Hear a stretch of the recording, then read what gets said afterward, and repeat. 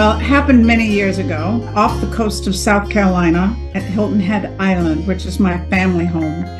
And it was Christmas Day and it was warm, very unseasonably warm, 80 something degrees. And I wanted to swim, even though the water was cold. I was the only one who went in the water because the water was quite chilly, but I'm a strong swimmer and I didn't care. And I went in and I started swimming hard. And the next thing I knew, I realized I had been caught in a riptide and I was being pulled way out. Now I know how to get out of a riptide because I grew up near the ocean and I knew that I had to swim laterally.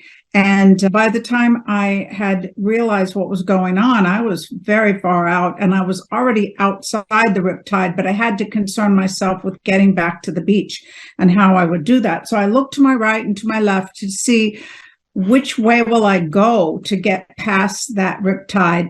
And when I looked to my left, I saw a shark coming right at me. And my first thought was for my mother because it was Christmas Day. And I was with her there at her family home. And I thought my mother's going to hate this. Daughter eaten on Christmas Day by a shark. And I hoped that it wasn't really coming for me, but I saw it coming right at me. And I realized, oh my gosh, this is what you're supposed to never do. Do not go out where the shrimp boats are. But there weren't any shrimp boats because it was Christmas Day. So that means the sharks, which normally would get the leftovers from the shrimp boats, had nothing to eat. And I realized what danger I was in. Inwardly, I asked for help. Let's just say I prayed for help. And I got very clear instructions. And it was to lie down flat and turn my head away from the shark, face down in the water. And I thought, well, that's crazy because it'll just eat me just like a French fry if I'm just making myself long and lean and it'll eat me. And the instructions were very clear again. Lie face down, turn your face away, long and lean in the water. And so I did it. Immediately, I was hit really hard from underneath, took my breath away. My heart is pounding because I'm absolutely certain that I'm being attacked by a shark and about to be eaten. And then I found myself lifted up in the water, which I didn't understand at all. But now I'm too frightened and, too panicked to understand anything. And I'm on a floating platform moving toward the beach and I don't understand what's happening. And the next thing I know, I fall off my platform and then I'm hit again. But this time I see in front of me a dolphin rising up and I realize, oh my gosh, I am on the back of a dolphin. That's what's going on here. It's an entire group of dolphins that are swimming around me and they are taking care of me and they're taking me back to the shore.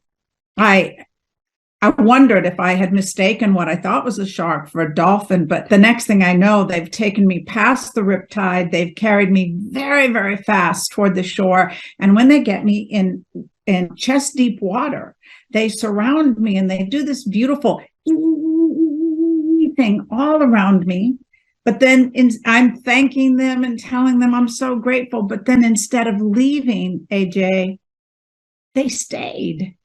And they seemed to be taking turns touching my body. So first one would come in and touch my chest and the next would touch my back. And I realized I could feel as if every molecule in my body were being changed.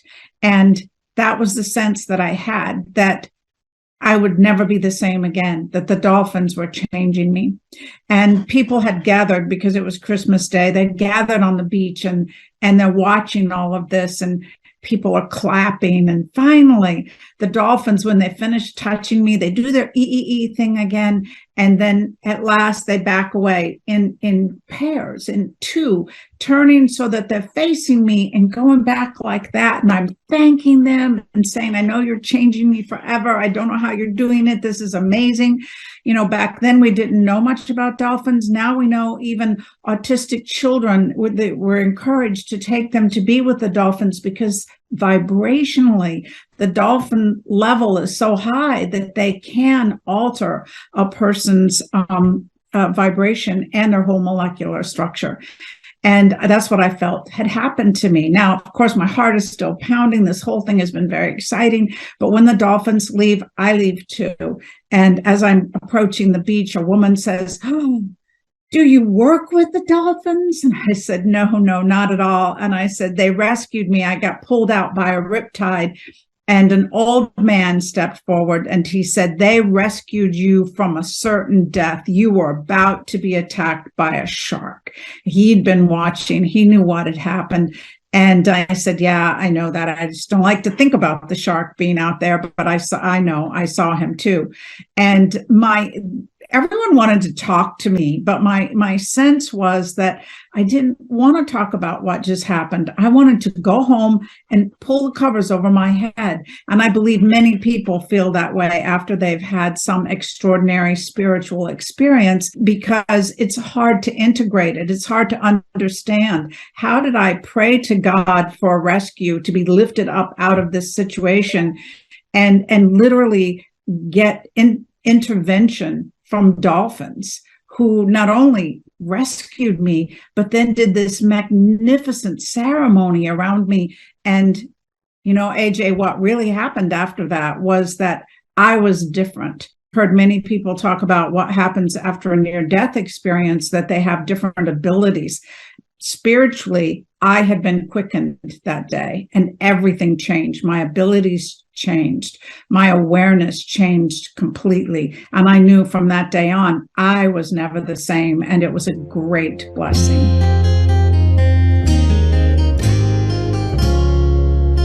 One of the many experiences that I've had was one that was like a near-death experience. That I was not dying, but my sister apparently was dying, and we were not together. I was in Indiana. She was in New York City. So we're very, very far apart, thousands of miles, I believe. But I have this experience as I'm sitting on my couch one evening. My boyfriend had come over. I was about to leave the house in order to go to my master's degree class. And suddenly I said to him, "Do you feel all right?" And he said, "Sure, I feel fine. Why would you ask me that?" And I said, "I don't know. I feel like somebody is really sick." And I said, "You sure it's not you?" And he goes, "I'm fine." And I said, "Gosh, it really feels like somebody is very sick." And I got up and I called my mother. And my mother answered. And I said, "How are you doing, Mom?" And we chatted for a moment. And she said, "Well, that's all you wanted, just to find out how I was?" And I said, "Yeah." I didn't tell her that I had this feeling that someone was dying. I just checked in on her. She was fine, so I hung up. Then I called my sister in New York, but she didn't answer. But she was a high-powered mathematician. She worked on Wall Street. Often she worked late or she went out with friends, so I didn't think much of it. I sat back down on the couch for a few minutes with my boyfriend, and all of a sudden I said, "Oh my gosh, do you see what I see? Do you see that black hole?" And he said, "What do you mean?" I said, "There's this little black hole in the middle of the room. Do you see it? It's just hanging there in the middle of the room." And he said, "I don't know what you're talking about." And I said, "Oh my gosh, I'm being sucked into it." And what I experienced was a separation from my physical body, that my spiritual self, my true awareness, was being sucked like a vacuum cleaner, pulling that awareness right out of my body. And I am holding like crazy, trying to stop this process, but there was nothing I could do. And I said to my boyfriend, hold me, hold me. I said, "Just stop, hold me. I'm going through that black hole." But of course he couldn't. And the next thing you know, I'm flying in awareness through the black hole, and it's freezing cold. I'm shivering, but I see a light ahead and I am drawn to the light and I want to go in the light. So I fly straight into the light, and it's magnificent. It's absolutely magnificent. Now, AJ, I know you've heard this many times before because you talk to people who have been into the inner worlds and been into the heavenly worlds, but the light was love. It was magnificent love beyond anything I'd ever imagined. And I realized I was standing in an ocean. It looked exactly like an ocean with gentle waves, only it was golden instead of being blue. And I heard this voice say very clearly, "This is the ocean of mercy and love." And my response was, this is where I want to stay for the rest of eternity, right here. I'll ask for nothing. I'll do nothing. I will just stay here forever, because the sense that I had was of such beauty and perfection and peace and love and happiness.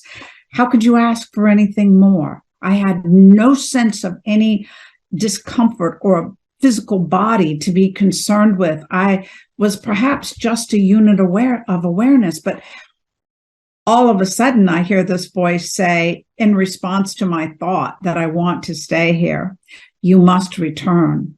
There is a great deal that you must do. And I said, I don't want to. I don't want to return. How selfish of me. But the voice then says, someone very close to you appears to be dying, but you must return and intervene and follow all instructions as you were given, and that this is only the appearance of death and not death itself. Then I'm told, but death is an illusion. There is no death. But this illusion of death must be stopped. And my feeling was still, I don't want to, especially now I know there is no death. How wonderful. Look at me. I can live forever just like this. So very selfishly, I said, find someone else. I don't want to do it. And the voice said, you will return, and you must follow all directions as they are given. I was given more information than that, but for now, I'll tell you, AJ, it was just the most magnificent experience possible. And I wanted to absorb every single element of it, every second of beauty. But I was told that something really important to me is that often we question the way things are going in life, and they don't seem to be going the way that we believe that they should be going. And so I heard this voice say very clearly, everything is happening exactly as it should, whether it appears that way to you or not. Well, I thought that was extremely profound. I was very grateful. I wanted to just stand there and absorb all this wisdom and beauty and love. But suddenly I found myself racing backwards through the black hole and going through that black tunnel. It's freezing again. And suddenly I'm in my body and I'm with my boyfriend. He's holding me and my body is just shivering like crazy. And he goes, Anne, what happened to you? Well, something that happened in that experience was that as I was standing in that ocean of mercy and love, I looked up and I saw a magnificent waterfall. It appeared to be the source of this. I've been to the most magnificent waterfalls. I've been to see them and hear that wonderful sound, and this eclipsed all of it. I'd seen nothing like this ever in my life. It went on forever, this magnificent waterfall, but it was so brilliant. And I didn't care. I didn't have to worry about my eyes, but I was told suddenly, close your physical eyes. And on the couch back with the boyfriend, I did close my eyes. And it was as if I put on sunglasses. Now I could see everything so much more brilliantly. It was just lovely. And when I'm back through the dark hole, sitting shivering on the couch with my boyfriend, he suddenly says to me, Anne, what just happened? And I said, oh my gosh, I went into this wonderful light and I was told all sorts of things. And he said, no, I mean to your body. And I said, I don't know. I left it here with you. What happened to it? And he said, come with me and look in the mirror. So he takes me by the elbow and takes me to the guest bathroom so that I can look in the mirror. And my eyes are sunburned. They are completely red rimmed and teary, as if I've been at the beach all day without sunglasses on. That's why I'd been told to close your physical eyes. And I said to my boyfriend, I said, oh, that's why they told me to close my eyes, because it was too bright to look into it. And he goes, Anne, that would mean you literally went somewhere where there was a light that you looked into. And I said, I did. I went into the heavenly worlds, and I'm explaining it all to him. And he said, did you take some drugs? And I said, no, I didn't take any drugs. And he said, are you sure you're all right? And I'm like, yes, I'm fine. And I said, but I was told these things, that someone near to me appears to be dying, and I don't know who it is, but as soon as I find out, I'm supposed to go to their side, and that if I follow all instructions as I have been given, I can stop that impending death, and that there really is no death, I'm telling him, and that everything is happening exactly as it should. And I can tell he's very nervous at all of this, and he's kind of wanting to leave. And he said, don't you have to go to your class tonight? And I said, yeah, I'll drive to my class. So he leaves a little shook. He's shook up for sure. And I go to my class. I go to my master's class. But this night I was studying comparative world religions, and there's a guest speaker. And when I get there, the guest speaker he's about to lecture. And he gets started, and it's a long class. It's a 2.5-hour evening class that I'm taking. And he's a guest lecturer. But what he's talking about is all these amazing places in the world where there's heightened spiritual energy. So I'm really interested in the subject, but I'm having trouble focusing because of all that I've just been through. I've had this major spiritual experience, and I'm just doing my best to hang in there. And he gets started with the class, and about 10 minutes after we started, he said, I want everybody to take a break. And everybody's like, we just sat down. But he said, I need you to leave the room, take a break. And all these students leave. There might be 100 in the class. Out they go. And then he starts walking toward me. And I realize that's why he's given everybody a break. He wants to talk to me. I don't want him to talk to me because I know who he is. He's this man who's very aware of spiritual energy, and I do not want to talk about what's just happened to me because it's too fresh, it's too unnerving. But he comes to me and he said, something's happened. And I said, I don't want to talk about it. And I said, how do you know anyway? And he said, well, first of all, your eyes.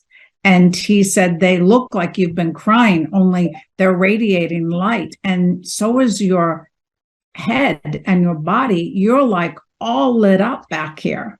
And he said, I'm talking about spiritual places in the world. And right where you're sitting in that chair, it looks like a spiritual vortex. And I said, oh my gosh, maybe I shouldn't have come. And he said, I think you need to go home and go to bed. And I said, but I don't want to miss your lecture. And he goes, you don't need my lecture. He said, I don't know what's happened to you, but if you don't want to talk about it, I respect that. I'll give you credit for the class, but you need to go home. So I went home, and grateful. I was very glad to go home. And as an airplane went over my car as I was driving, I had this sense that I'm going to have to get in an airplane and fly to this person, whoever it may be. But remember, I don't know who that is yet. I don't realize that it's my sister in New York. And when I get home, I go to bed, pull the covers over my head, hide, go to sleep well, wake up the next day. Now, the day before, it had been in the 70s, an absolutely beautiful spring day. When I woke up the next morning, it was very cold and there was snow everywhere. And I marveled at that because we weren't expecting snow, but it made me feel like a blanket of purity was over everything. This white snow coating the trees, coating the roads, everything looked beautiful to me. And so I felt like, okay, everything will be all right. I don't know what that was about last night, but everything will be okay. I was teaching high school at the time, and I went to work that day. And as I'm teaching my class, the principal came to the classroom and he said, Anne, I want you to come with me. And the kids are all like, ooh, she's in trouble. And I said, no. I said, I'm teaching class. Can I come after class? And he said, no, I need you to come now and bring your purse. And they're like, whoa, where are you going? I said, I have no idea. And I left and I said, wait a minute, do you know something? As we're leaving the class, I asked the principal, and he said, I don't know anything, but you need to come with me. And as I went into his office, my boyfriend is standing there. And I said, what are you doing here at school, at my work? And he said, you need to come with me immediately. And he's holding a suitcase. And I said, am I going somewhere? And he said, yeah, I booked a flight for New York City. It's your sister.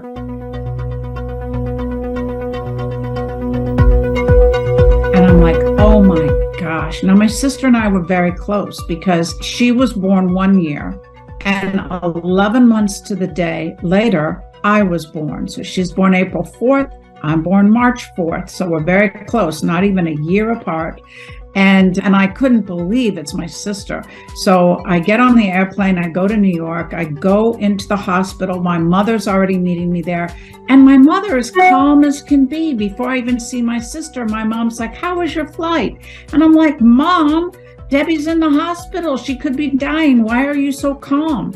And she said, because I talked to your boyfriend, I talked to John, and he told me what happened the night before. And I said, oh my gosh, he told you that? And she said, yes. And he said that it's only the appearance of death. It's not really death, and she's going to be okay. I'm like, okay, Mom, but I have to follow all instructions as they are given. So I need to get in and see my sister. And she said, they won't let you in. She is not available to be seen because they don't know why she's in a coma. And I said, I have to get in there. So we go to the room where she is, but it's closed and there's a nurse kind of guarding the door. I open the door anyway, and I said, I need to see my sister. She's in a very big room, and she is white as a sheet and completely unconscious. And the nurse said, you can't come in here. And I put my hand up like this because that's what I was instructed to do. I have no idea what I'm doing. And suddenly the nurse fell up against the wall. Now, it didn't hurt her, but she was moved energetically, let's say, out of my way. And she was stunned. And so was I, quite frankly.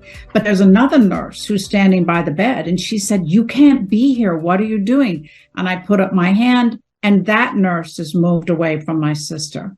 So then I'm told to approach my sister and to put my hand on her temple like this. And when I did, I could suddenly see inside my sister's head. Now, I had never had X-ray vision or whatever this was before, but I could see precisely what was wrong with her head. And I said, you need to get a surgeon in here immediately. I need someone I can speak to.